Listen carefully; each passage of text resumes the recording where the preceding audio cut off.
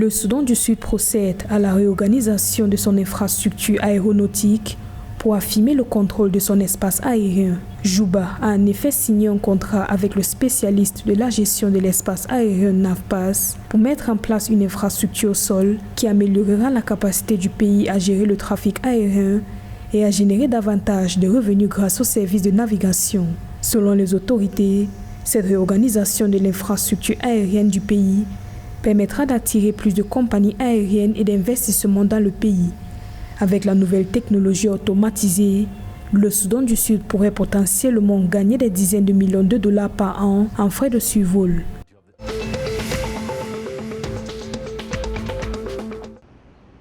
Le Soudan et le Qatar ont convenu de réactiver les accords bilatéraux, selon Abdel Fattah al-Burhan, le chef du Conseil souverain à l'issue de sa première visite dans l'État arabe du Golfe riche en gaz. Abdel Fattah al-Burhan a conclu une visite de 2 jours à Doha, où il s'est entretenu avec l'émir du Qatar Tamim bin Hamad, ses responsables gouvernementaux, des hommes d'affaires qataris et l'importante communauté soudanaise à Doha. L'homme d'État soudanais a également demandé au Qatar de continuer à soutenir la paix dans son pays, en soulignant ses efforts antérieurs pour mettre fin au conflit, mais aussi en tant que l'un des garants de l'accord de paix de Juba.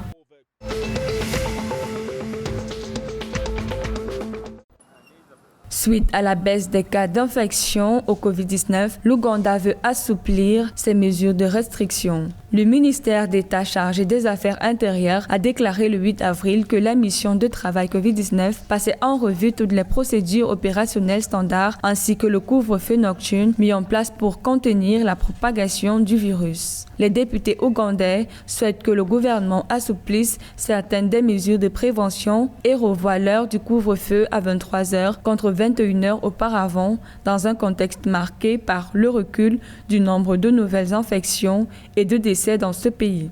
Le 8 avril 2021, l'Ouganda a enregistré 41 062 cas confirmés pour 40 685 guérisons et 337 décès selon le ministère de la Santé.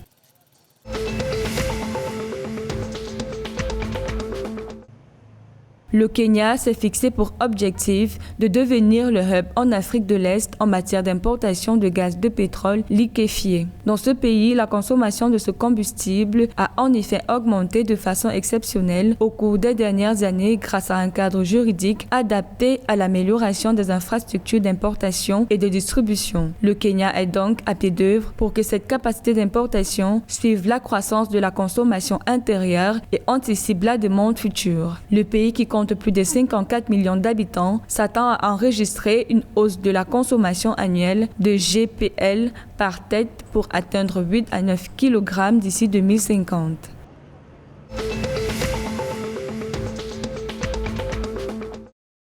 À Djibouti, le président Ismaël Omar Guelleh vient d'être réélu pour un nouveau mandat. Selon les premiers chiffres annoncés par le ministre de l'Intérieur, le chef de l'État a remporté 98,58% des suffrages exprimés lors de l'élection du 9 avril 2021. Âgé de 73 ans, Ismaël Omar Guelleh, qui dirige Djibouti depuis 1999, remplira donc pour un 5e mandat à la tête de ce pays stratégique d'Afrique de l'Est. Notons que, sauf modification, ce nouveau mandat devrait être le dernier du président Guelleh. La Constitution impose en effet une limite d'âge de 75 ans pour les candidats à la présidentielle, limite que dépassera le président lors de la prochaine présidentielle en 2026.